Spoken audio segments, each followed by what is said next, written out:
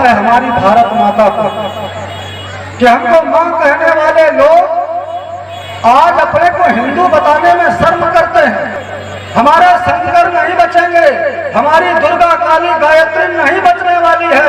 जब तक हम हिंदू रहेंगे तब तक ये राम, हमारे राम ने कभी किसी का तिरस्कार नहीं किया है, हमारे राम ने किसी को अछूत नहीं कहा है। तो मैं कौन होता हूँ इस धरती पर ये कहने वाला कि दलित रहे गंवार रहे। हमारे देश के किसी राजा ने किसी के जबरदस्ती गले पर तलवार रखकर नहीं कहा कि आप हिंदू बन जाइए, किसी के कनपटी पर राइफल नहीं लगाया कि तुम हिंदू बन जाइए।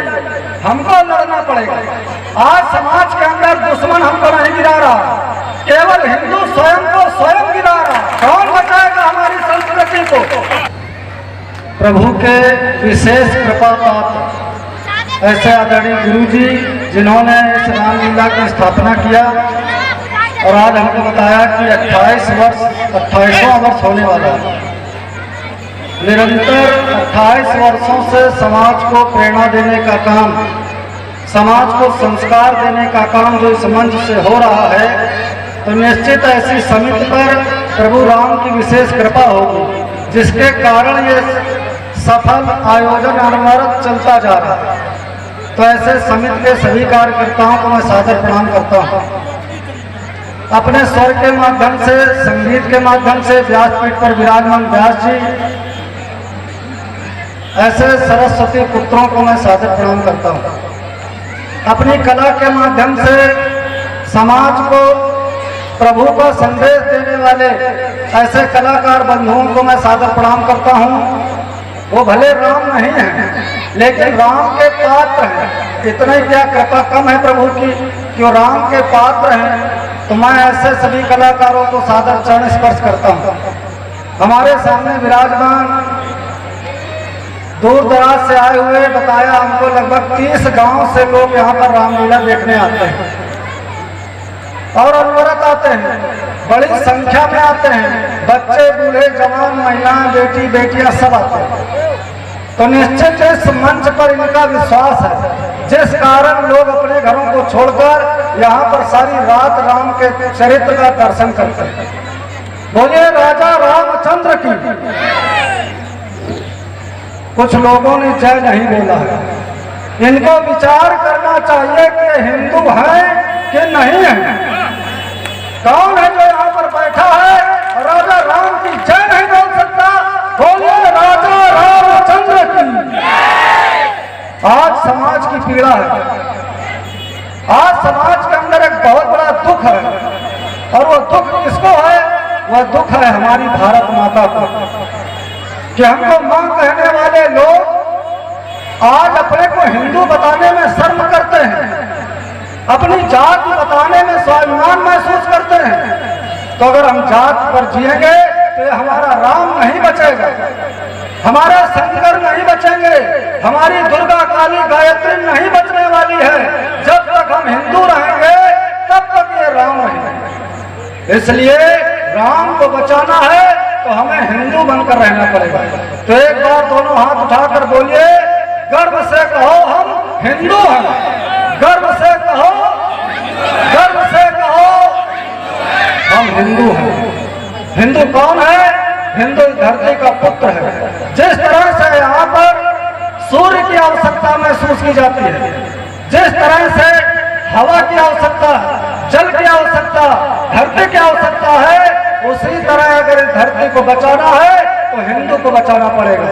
ये भी एक ईश्वर का बनाया हुआ अंश है। तो ऐसे सभी आप सबके अंदर विराजमान उस परमात्मा की आत्मा को मैं सादर प्रणाम करता हूँ। आज राम के चरित्र को हम लोग देख रहे हैं। राम का चरित्र हमको संदेश दे रहा है इस बात का कि जाओ सबको प्यार करो, सबको प्यार करो। कोई ऊंचा नहीं, कोई नीचा नहीं, कोई अछूत नहीं, कोई दलित नहीं, कोई गंवार नहीं।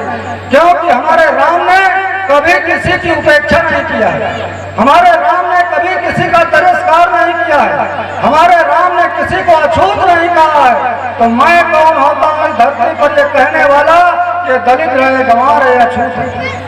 राम के जीवन से प्रेरणा लेकर हमको एक सूत्र में रहकर, एक माला के रूप में इस धरती को अगर हमने माँ कहा है तो पुत्र का हमको रोल अदा करना पड़ेगा।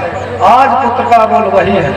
आज भारत माता अगर रो रही है तो अपने पुत्रों के कारण रो रही है। दूर देश से चलकर लोग भारत आ रहे हैं।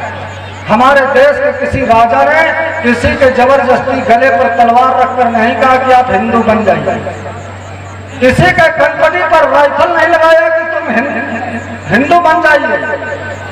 हमारे देश के अंदर दूर देश से चलकर आने वाले लोग, वो चाहे अयोध्या जाता हो, चाहे काशी जाता हो, चाहे मथुरा जाता हो, स्वयं हमारे प्रेम के कारण, हमारे संस्कार के कारण, हमारी संस्कृति के कारण वो स्वयं अपने बाल मुड़ाता है, अपने जीन्स टी शर्ट उतार कर फेंक देता है और हाथ पर माला लेता है, राधे राधे, श्री राम जय राम, ओम नमः शिवाय का जाप स्वयं करता है और स्वयं कहता है कि मैं हिंदू हो गया। क्यों? क्योंकि उस परमात्मा का जो अंश है उसके अंदर आत्मा वह जाग जाती है। तो ऐसे आचरण करने वाला ये समाज अगर आज बिखर गया तो कल ये देश बिखर जाएगा। अगर देश बिखर गया तो धर्म नहीं रहने वाला है। तो धर्म को बचाने के लिए हमें पहला सूत्र बताया गया है कि हिंदुआ सहोदरा सर्वे, सभी हिंदू सगे भाई हैं।